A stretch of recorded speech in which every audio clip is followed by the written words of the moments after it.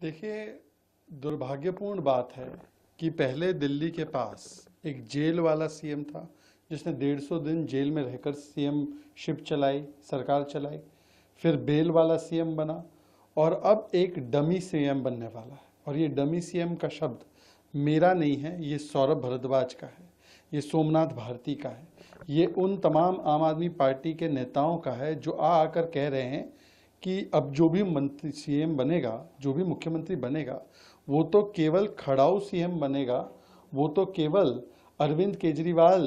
के लिए stop gap arrangement बनकर सीएम बनेगा, केवल एक नाइट वॉचमैन की भूमिका में सीएम बनेगा। ये कहने का काम मैंने नहीं बल्कि सौरभ भारद्वाज ने किया है। इसका मतलब कि आपने एक महिला को तो मुख्यमंत्री बनाया,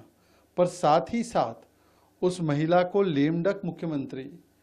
प्रॉक्सी मुख्यमंत्री और डमी मुख्यमंत्री साबित करने का काम भी आम आदमी पार्टी के नेताओं ने किया। ये दुर्भाग्यपूर्ण है। दूसरी बात यह है कि चेहरा तो बदला गया है, पर क्या इस सरकार का चरित्र बदलेगा?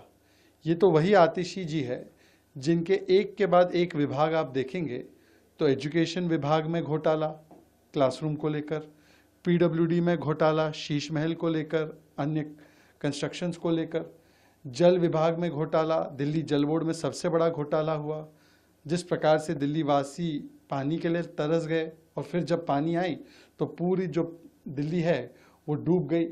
पीडब्ल्यूडी भी उसमें जिम्मेदार थी। तो मुझे लगता है कि जिनका खुद का परफॉर्मेंस भ्रष्टाचार में लिप्त रहा हो, भ्रष्टाचार के कई सवाल शराब घोटाले को लेकर भी उनके ऊपर आए हैं क्योंकि विजय नायर से उनकी निकटता, गोवा चुनाव में जहां पर ये शराब घोटाले का पैसा इस्तेमाल हुआ वहां की वही इंचार्ज थी, और उनके परिवारजनों के टेलीविज़न चैनल में भी शराब घोटाले के पैसे से संपर्क आने की खबरें सामने निकल कर आई थी। पर सबसे महत्वपूर्ण बिंदु जिसको स्वाति मालीवाल और अन्य लोगों ने भी कहा है कि आज दिल्ली के मुख्यमंत्री पद पर एक ऐसा व्यक्ति आसीन हो रहा है जिनके परिवारजनों ने अफजल गुरु की पैरवी की थी। अब ये रिकॉर्ड पे है कि किस प्रकार से आतिशी जी के माता पिता ने अनेकों बार अफजल गुरु को मासूम बताने के लिए, अफजल गुरु ने भारत पर और भारत की संसद पर हमला नहीं किया था, वो एक स्केपगोट था और उसे फांसी नहीं मिलनी चाहिए, ये पैरवी की थी। अब सवाल ये बनता है कि जब एक संवैधानिक पद पर बैठते हैं तो क्या इस प्रकार के विचारों से आप इत्तेफाक रखते हैं या नहीं रखते हैं, ये देश की जनता को पता होना चाहिए। क्योंकि हमने देखा है कि इसी आम आदमी पार्टी ने बाटला हाउस एनकाउंटर में आतंकियों की पैरवी की और पुलिस पर सवाल उठाए, सर्जिकल स्ट्राइक में आर्मी से सबूत मांगे गए,